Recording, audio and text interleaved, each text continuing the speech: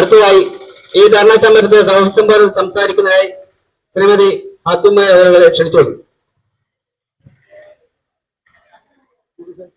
ബഹുമാനപ്പെട്ട ആം ആദ്മി ഭാരവാഹികളെ, ഇവിടെ കൂടിയിട്ടുള്ള ആം ആദ്മി സുഹൃത്തുക്കളെ, എന്നെ ശ്രമിക്കുന്ന പ്രിയപ്പെട്ട പാലാ നിവാസികളെ, ഭാരതത്തിന്റെ ആത്മാവ് ഗ്രാമങ്ങളിൽ വസിക്കുന്നുവെന്ന് നമ്മുടെ പ്രിയപ്പെട്ട രാഷ്ട്രപിതാവ് മഹാത്മാഗാന്ധി പറഞ്ഞു. എന്തുകൊണ്ടാണ് ആ മഹാത്മാവ് അന്നങ്ങനെ പറഞ്ഞത്? ഒരു നാടിന്റെ നട്ടല് ആ നാടിന്റെ ഗ്രാമങ്ങളാണ്. ആ ഗ്രാമത്തിൽ വസിക്കുന്ന സാധാരണക്കാരായ ജനങ്ങളാണ്. സാധാരണക്കാരായ ജനങ്ങളെ ഉദ്ധരിക്കാതെ ഒരു രാജ്യവും മുന്നോട്ട് പോകില്ല. അതാണ് പരമാർത്ഥമായ സത്യം. നമ്മുടെ ഈ കേരളം, നമ്മുടെ ഇന്ത്യ എന്തുകൊണ്ടാണ് മുന്നിൽ നിന്നും പിന്നോട്ട് പോകുന്നത്? ഇന്ന് സാധാരണക്കാരുടെ അവകാശങ്ങളെ, അവർക്ക് അർഹതപ്പെട്ട അവരുടെ അവകാശങ്ങളെ അവർ നിഷേധിക്കുകയാണ്. പ്രിയമുള്ളവരെ, ഒരു സാധാരണ വീട്ടമ്മ എന്ന നിലയിൽ നാം ഇന്നത്തെ നമ്മുടെ ജീവിത ചിലവുകൾ, നിത്യോപയോഗ സാധനങ്ങളുടെ വിലവർദ്ധനവ്, അത് നമുക്കെല്ലാവർക്കും അറിയാവുന്ന കാര്യമാണ്. നാം ഓടുകയാണ്. നമ്മുടെ നിത്യ ആവശ്യ സാധനങ്ങളുടെ വിലവർദ്ധനവിൽ നമ്മൾ കിടക്കുകയാണ്. ഓരോ പ്രാവശ്യവും ഓരോ ബില്ല് പാസ്സാകുമ്പോഴും സാധാരണക്കാരായ കർഷകരെ ഇവിടുത്തെ ഭരിക്കുന്ന ഭരണാധികാരികൾ മറന്നു പോവുകയാണ്. കർഷകൻ അധ്വാനിച്ചുണ്ടാക്കുന്ന അവന്റെ ഉപഭോക്തൃ വസ്തുക്കൾക്ക് വിലയില്ല. മറിച്ചാകട്ടെ നമ്മൾ വാങ്ങാൻ ചെല്ലുമ്പോൾ നമ്മൾ ഡബിൾ വിലയാണ് കൊടുക്കേണ്ടത്. ഇവിടുത്തെ സാധാരണക്കാരൻ എപ്പോഴും ആശ്രയിക്കുന്നത് സപ്ലൈകോ അതുപോലെയുള്ള ഷോപ്പുകളെയാണ്. അവിടെ പോലും ആ സാധാരണക്കാരന് ആവശ്യമുള്ള സാധനങ്ങൾ നൽകാൻ നമ്മുടെ ഭരണാധികാരികൾക്ക് കഴിയുന്നില്ലെങ്കിൽ, പ്രിയപ്പെട്ടവരെ, നാം പൊതുജനം വെറും കഴുതയാണ്. നിങ്ങൾ വീണ്ടും വീണ്ടും മനസ്സിലാക്കിക്കൊള്ളുക. നാം ഓരോ പ്രാവശ്യവും അവരെ വോട്ട് ചെയ്ത് വിജയിപ്പിച്ച് വിടുമ്പോൾ വീണ്ടും നമ്മൾ കഴുതകളാവുകയാണ്. അവർ നമ്മുടെ മുന്നിൽ പുഞ്ചിരിച്ചുകൊണ്ട് കൈകൂപ്പിക്കൊണ്ട് വരുമ്പോൾ, പലവിധ മോഹന വാഗ്ദാനങ്ങളും നൽകുമ്പോൾ നമ്മൾ എല്ലാവരും വിശ്വസിക്കും, ശരിയായിരിക്കാം, ഇവർ നമ്മളെ രക്ഷിക്കുമെന്ന്. പ്രിയപ്പെട്ടവരെ, അധികാര കസേരയുടെ മത്ത് പിടിക്കുമ്പോൾ പിന്നീട് എന്തെങ്കിലും അവർ നമ്മുടെ ഇടയിലേക്ക് ഇടകി വന്നിട്ടുണ്ടോ? ഏതെങ്കിലും ഒരു നേതാവ് അയാൾ ഒരു സ്ഥാനാർത്ഥിയാവുമ്പോൾ അവർക്ക് നമ്മളെ വേണം.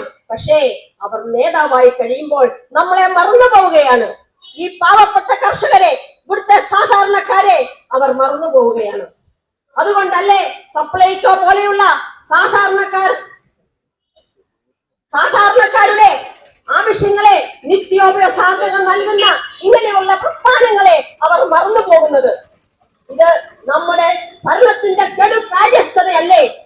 പക്ഷേ ഒന്ന് നിങ്ങൾ ഓർക്കണം പ്രിയപ്പെട്ടവരെ, നമ്മുടെ നേതാക്കൾക്ക്, നമ്മുടെ മന്ത്രിമാർക്ക് എന്തെങ്കിലും കുറവുണ്ടോ?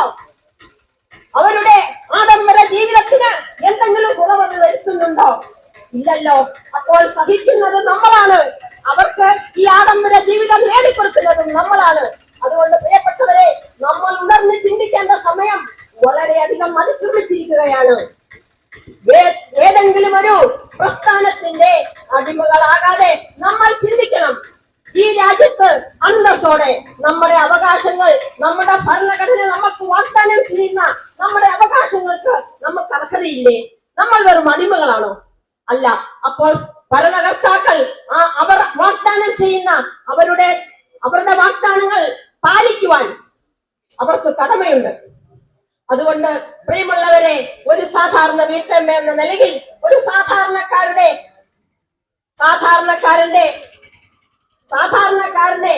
ഞാൻ ഒരു സാധാരണ വ്യക്തി എന്ന നിലയിൽ, ഒരു സാധാരണ കർഷക കുടുംബത്തിൽ ജനിച്ചു വളർന്നു, അതുകൊണ്ട് അതിന്റെ ബുദ്ധിമുട്ടുകളും അതിന്റെ പ്രയാസങ്ങളും അറിയുന്ന ഒരു വ്യക്തി എന്ന നിലയിൽ, ഈ പാലാ ഒരു കർഷക സ്ഥലമാണ്. കർഷകരാണ് ഇവിടെ ഉള്ളത്. നമ്മുടെ വരുമാനം കാർഷിക വിളകളാണ്. അപ്പോൾ നമ്മളൊക്കെ സാധാരണ ആശ്രയിക്കുന്നത് ഇതുപോലെയുള്ള സപ്ലൈകോ സ്ഥാപനങ്ങളെയാണ്. അതുകൊണ്ട് നമ്മുടെ ഭരണഘടന, നമ്മുടെ ഭരണകർത്താക്കൾ തീർച്ചയായും ഈ രാജ്യത്ത് സാധാരണക്കാരനെ സപ്പോർട്ട് ചെയ്യണമെന്നും നമ്മളോട് പറയുന്ന അവരുടെ വാഗ്ദാനങ്ങൾ അവർ പ്രവർത്തിക്കണമെന്നും നാമാണ് തീരുമാനിക്കേണ്ടത്. നമ്മൾ ഇങ്ങനെ മിണ്ടാതിരുന്നാൽ ഇനിയും വളർന്നു വരുന്ന നമ്മുടെ തലമുറകൾ അവിടെ ഈ നാട്ടിൽ അവർക്ക് ജീവിക്കാൻ കഴിയാത്ത ഒരവസ്ഥ ഉണ്ടാവും. അതുപോലെ തന്നെ ഇപ്പോൾ എനിക്ക് മുൻപ് പ്രസംഗിച്ച പ്രാസംഗികർ പറയുകയുണ്ടായി, ഈ സപ്ലൈകോയിൽ ജോലി ചെയ്യുന്നവർ അവർ ഡെയിലി വേജസിനാണ് ഇവർ ജോലി ചെയ്യുന്നത്. അവർ ജീവിക്കാൻ വേണ്ടി ജോലി ചെയ്യുന്ന പാവപ്പെട്ട വനിതകളാണ്. അപ്പോൾ ഇവിടെ കച്ചവടം നടന്നാൽ മാത്രമേ അവർക്ക് അവരുടെ ശമ്പളം കിട്ടുകയുള്ളൂ. വളരെ പരിതാപകരമായ ഒരു അവസ്ഥയല്ലേ?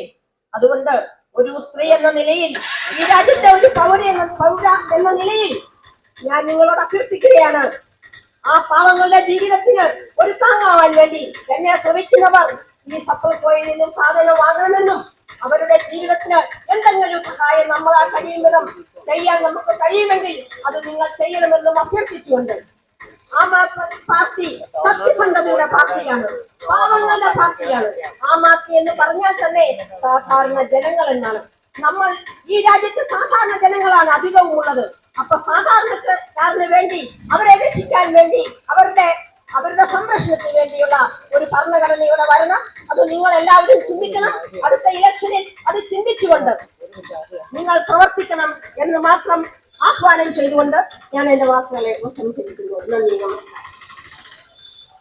बाबा पार्टी जिंदाबाद, समाजवादी पार्टी एपी जिंदाबाद, केजरीवाल जिंदाबाद, केजरीवाल जिंदाबाद, इंकलाब जिंदाबाद, इंकलाब जिंदाबाद, समരം जिंदाबाद, धरना समരം जिंदाबाद, धरना समരം जिंदाबाद, सप्लैको धरना समരം जिंदाबाद, സബ്സിഡി സാധനങ്ങൾ പുനഃസ്ഥാപിക്കുക, സപ്ലൈകോ സബ്സിഡി പുനഃസ്ഥാപിക്കുക, സപ്ലൈകോ സബ്സിഡി പുനഃസ്ഥാപിക്കുക, ഉപഭോക്താക്കളെ സംരക്ഷിക്കുക, ഉപഭോക്താക്കളെ സംരക്ഷിക്കുക, ഉപഭോക്താക്കളെ സംരക്ഷിക്കുക, ഉപഭോക്താക്കളെ സംരക്ഷിക്കുക, സാധാരണക്കാരെ മറന്നുള്ള സർക്കാർ നിലപാട് തിരുത്തുക, സാധാരണക്കാരെ മറന്നുള്ള സർക്കാർ നിലപാട് സാധാരണക്കാരെ മറന്നുള്ള സർക്കാർ നിലപാട് തിരുത്തുക, സാധാരണക്കാരെ മറന്നുള്ള സർക്കാർ നിലപാട് തിരുത്തുക.